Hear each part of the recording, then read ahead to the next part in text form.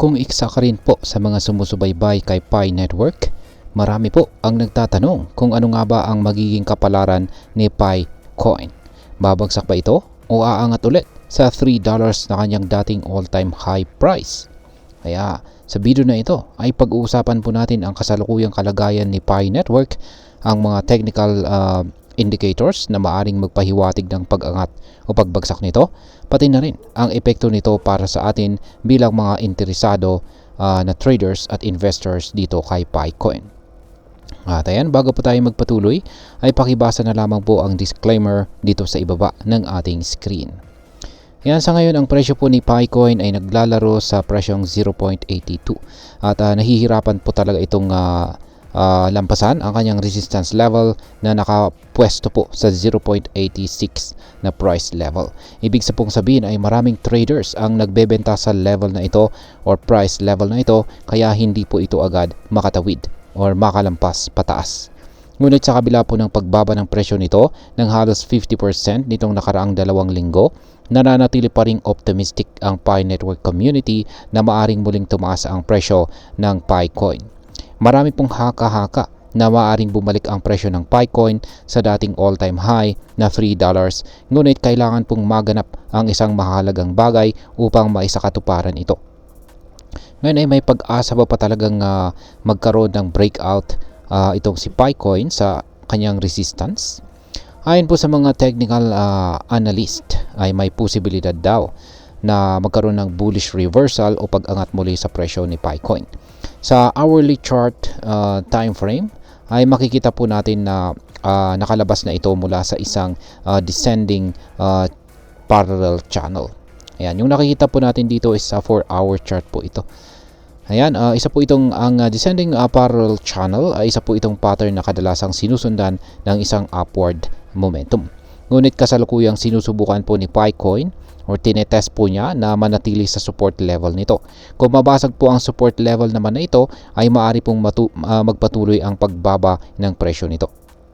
Ayan, ang ilan pang mga indicators gaya po ng Relative Strength Index or RSI ay nagpapakita naman ito ng senyales ng recovery. Sa kasalukuyan ay nasa 52 po. Yan, 52 level ang RSI nito at ito po ay nagsasabi na may mga traders na nag-aabang at bumibili ng Picoin sa kasalukuyang presyo nito. Samantala ang Awesome Oscillator naman ay nagpapakita ng green bars at isa po itong sinyalis ng bullish divergence. Kung dadami pa ang bumibili, maaring subukan po ng Picoin na lumampas sa presyong $1 kung saan ay isang resistance level.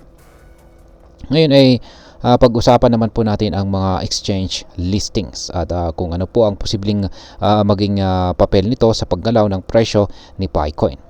Yan, ang isa sa mga pinakamalaking inaasahan ng Pi Network community ay ang paglista po ng Picoin sa mga major exchanges gaya ni Binance at saka Coinbase. Kung sakaling maisama po ito kay Binance, posibleng tumaas ang liquidity at saka trading volume ni Picoin na maaari pong magdulot ng isang major price surge. Ayon po kay Dr. Altcoin, isang kilalang Picoin advocate, ay may isang malaking account na bumili ng 3.65 million na Picoin sa 6 na magkakahiwalay na transaction. Ibig sabihin po nito ay may malalaking investors o whales na naniniwalang may pag-asa pa ang Picoin na tumaas ang presyo nito. Gayunpaman, hanggang ngayon ay hindi pa rin ito opisyal na nakalista kay Binance at ito ay isang malaking hadlang sa mabilisang pag-angat ng presyo ni Picoin. Ngayon ay ano naman po ang mga hamon na kinakaharap ni Picoin? Ayan. Bagamat may mga positibong indikasyon, ay may ilan ding hadlang na maaari pong makapagpabagal sa pag-angat ni Picoin. Isa na po rito ang kawalan ng isang fully open mainnet.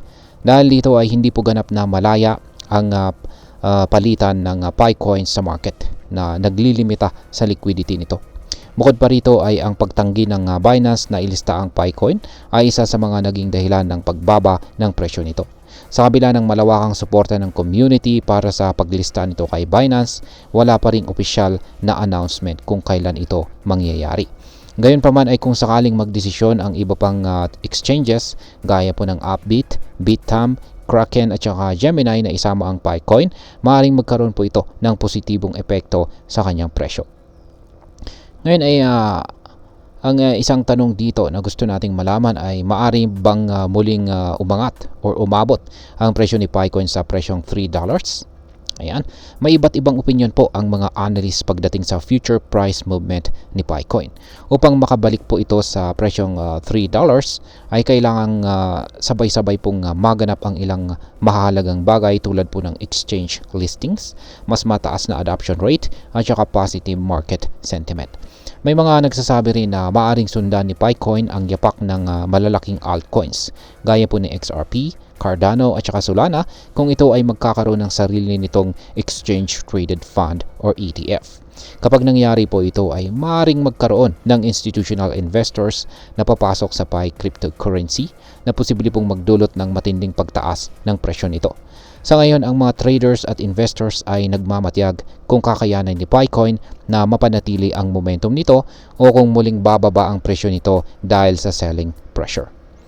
At ayan, bilang panghuli ay pag-usapan naman po natin ang posibleng maging epekto nito para sa atin bilang mga crypto traders at investors ni Picoin at ang aking sariling opinion tungkol dito.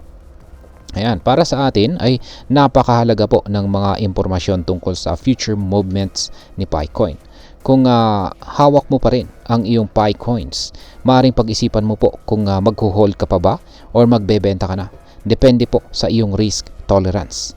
Kung mataas po ang tsansa ng pagtaas ng presyo, maaaring maging worth it po ang pag-hold ng iyong Picoins. Ngunit kung masyado pong mataas ang risk, maaaring mas mainam na isaalang-alang po natin ang profit taking habang may magandang presyo pa ang market. Sa kabuuan ay ang Pi Network ay isa po itong mahalagang yugto. May mga positibong indikasyon para sa potential recovery nito, ngunit may mga hadlang pa rin na kailangan pong lampasan. Ang desisyon kung mag-hold o magbebenta ay dapat nakabatay po sa masusing pagsasaliksik o research at saka risk management. Kung ikaw po ay isang long-term investor, maaaring may potensyal ang Picoin kung makakamit nito ang mga kinakailangang milestone tulad po ng exchange listings at saka network development. Pero kung short-term trader ka, dapat ka pong maging maingat dahil mataas pa rin ang volatility ng token na ito. At ayan, hanggang dito na lamang po tayo sa video na ito mga ka-crypto. Marami pong salamat sa panonood. Ingat po tayo lagi at God bless po sa ating lahat.